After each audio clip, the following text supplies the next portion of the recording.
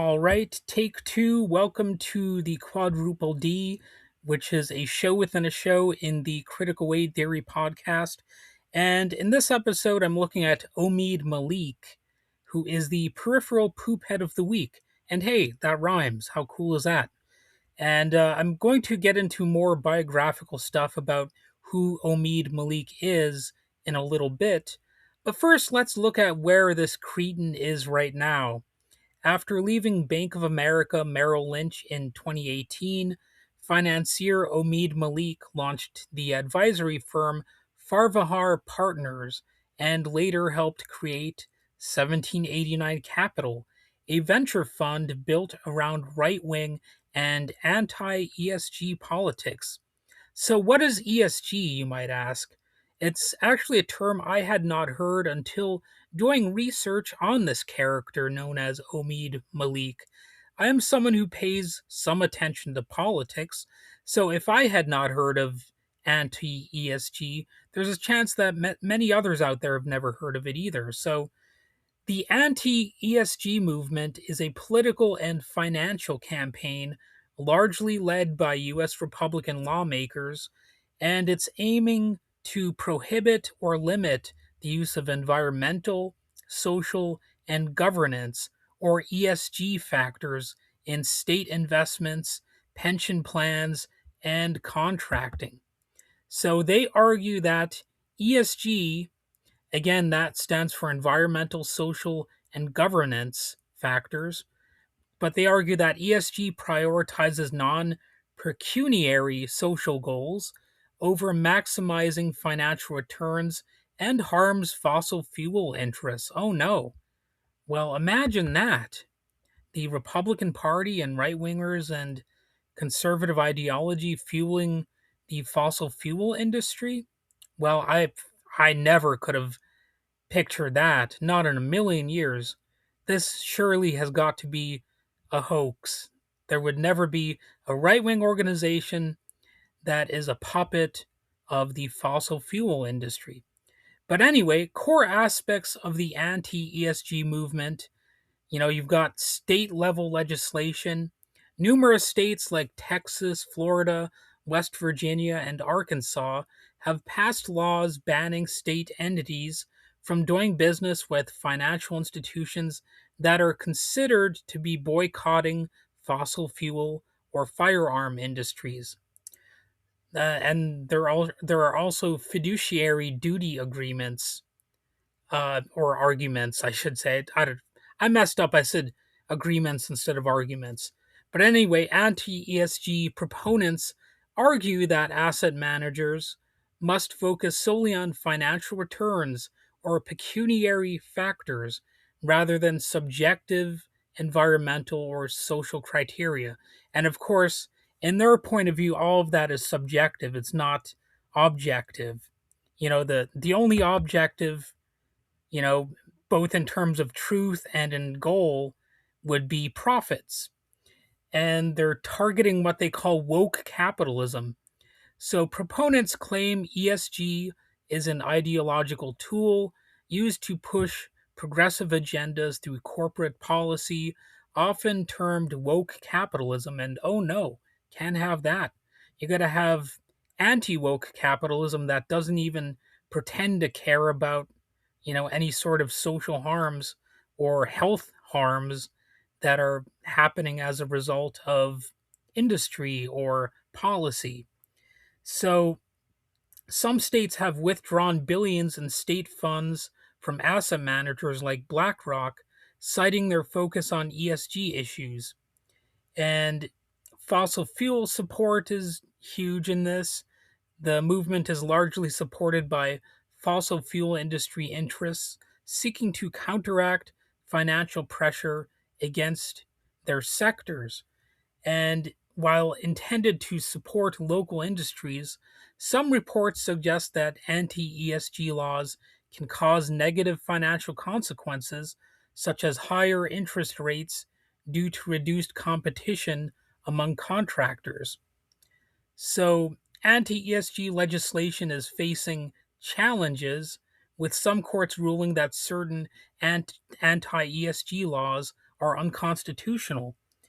And again, some of the key states involved include Texas, known for strict anti-boycott legislation, Florida, led by Governor Ron DeSantis, restricting ESG and state investments, and other active states include Alabama, Arkansas, Kentucky, Oklahoma, and West Virginia.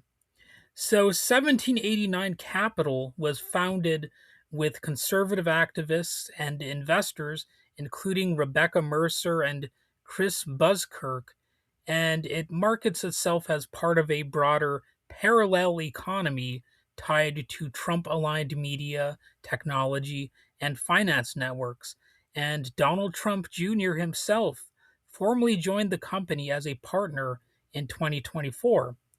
And firms such as 1789 Capital, they really show you how political power and private capital reinforce each other. You've got wealthy investors, media personalities, and political families who are able to move fluidly between government finance, or government influence, I should say, although they kind of end up being the same thing in a lot of cases, and corporate financing and ideological branding, while presenting these projects as anti establishment, which is, of course, quite ironic because they are pro establishment. They are actually against changing the status quo in many key ways. There is a huge overlap between Trump aligned investment networks and state influence, especially when businesses connected to political insiders receive favorable access, contracts, or regulatory outcomes. And what do you know? I mentioned Howard Lutnick in the last installment of the Quadruple D, and he shows his ugly face here again.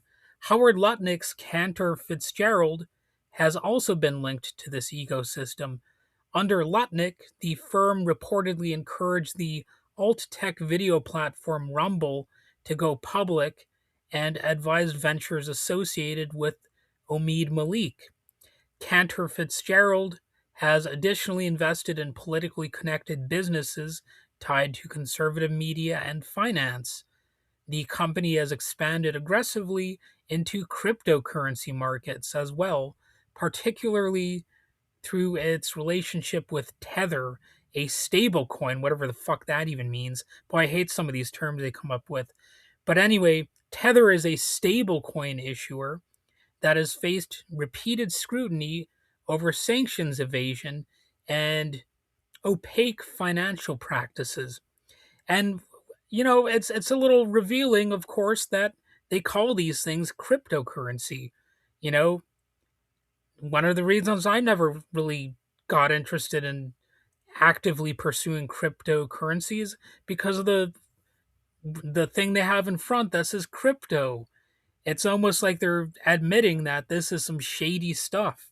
Like cryptozoology is not regarded as if it's normal zoology. So cryptocurrency, it sounds like it's shady, like there are scams involved, and like they're directly winking right at you by calling it cryptocurrency. Anyway, before entering this political investment world, Malik worked as a corporate attorney at I don't even, I'm not going to even say the firm. Just look it up on Wikipedia. It kind of doesn't matter. And he also had senior roles at MF Global and Bank of America Merrill Lynch, where he oversaw prime brokerage operations and emerging manager programs. So those words kind of hurt to tumble out of my mouth, to be honest, because it just sounds gross. Like it sounds like soulless, lifeless lingo related to corporations and the billionaire class. I mean, again, this is what I had written down here: brokerage operations and emerging manager programs. I mean, who actually talks like that, really? You know, I sure the hell don't. Not normally, but that's what I put here in my notes. So shame on me for making myself read that crap. But anyway, Omid's departure from Bank of America became controversial Reports stated that the bank investigated allegations of inappropriate workplace conduct, including unwanted advances toward women colleagues. And Malik denied the accusations and filed a $100 million arbitration claim alleging defamation, retaliation, breach of contract, and anti Muslim discrimination. So that dispute ended in a settlement in 2018, with reports describing the payout as an eight-figure sum. So, yeah, think about that. I mean, you accuse somebody of committing an offense, and who knows, maybe there was evidence for it. I don't really know all the specifics there, but he kind of made out like a bandit from that, this Omeed Malik guy. And like I just mentioned, this guy, he was alleging anti-Muslim discrimination, which means that he is apparently a Muslim. So once again, I have to ask, why in the living fuck is a Muslim aligned with Trump? Remember, Donald Trump had attempted to ban all Muslims from entering the United States. Did this guy not get that memo? He's selling out his own people. I mean, what can you say? It's the same thing with Saudi Arabia. Saudi Arabia, it's supposed to be like the most Muslim country on earth or whatever, according to what I'm sure they would say about themselves. And yet they're allied with this obvious bigot who has been uh, publicly targeting Muslims in rhetoric and in terms of actual policy goals. Again, he tried to ban people who are associated with Islam from entering the United States, famously in the early stages of his political career. Of course, Trump has mostly let that talk kind of slip away. He doesn't really do that much anymore, if you've noticed. So it's another weird uh, way that he's evolved. He starts off appealing to certain bigotries, and then what do you know? His bigotries seem to shift with the mood. Suddenly he's not quite as anti-Muslim, and then he'll move on to target some other group, like some cartoon villain of the week or something like that. And remember, Trump was saying that Obama was a secret Muslim, and other right wingers at the same time were saying Obama was a secret atheist. He's a secret communist, even though he's aligned with Wall Street. So you've got all these contradictory things that we were supposed to believe about Obama. And, this guy, Malik, is just apparently able to put all that kind of stuff aside. It apparently doesn't matter at all. You don't have to have any logical consistency or principles. You just have to be a right winger who caters to the billionaire class. And Malik was born in New Jersey to an Iranian mother and Pakistani father, and later earned a bachelor's degree from Colgate University and a law degree from Emory University. Early in his career, he briefly worked as a spokesperson for Democratic Congressman Donald M. Payne of New Jersey in 1999. And Payne was actually sort of a figure that was respected by progressives in general. And this was long before he repositioned himself within Republican and Trump aligned political circles. So he sold out in that way as well. And public reporting notes that he donated primarily to Democratic politicians until around 2019, after which his donations shifted toward Republican causes and candidates. So you have to wonder what happened there. So I didn't dig enough uh, into that to get the true story behind it, or even speculation exactly. Um, but there's a little bit of a research project there. What happened to change his mind? Not really that long ago, even, because before 2019, this guy was apparently more in tune with the Democratic Party. And 1789 Capital has invested in media and technology ventures associated with conservative politics, including Tucker Carlson's media company and public square, a marketplace marketed as a conservative alternative to Amazon. While Amazon is in many ways conservative enough. So you got to figure it's got to be a pretty right wing place if Amazon is too far to the left. And Reuters and other outlets have described the project as part of an attempt to construct a self contained right wing commercial infrastructure spanning finance, media, retail, and online platforms. So this guy is, he's a real piece of crap. Um, I guess he wasn't always as big of a piece of crap, but there's always probably a little bit of a turd at his core when it comes to, who he is. And I don't know exactly what made him change, but the main point is that he changed at some point, and there's probably no significant redemption arc for this guy. He's going to go further and further down the toilet as people like him and his entire creepy uh, cabal sort of drag this country further down the toilet. And it's going to be quite a disgusting journey. It already has been, but it'll be interesting to see exactly what happens to people like this.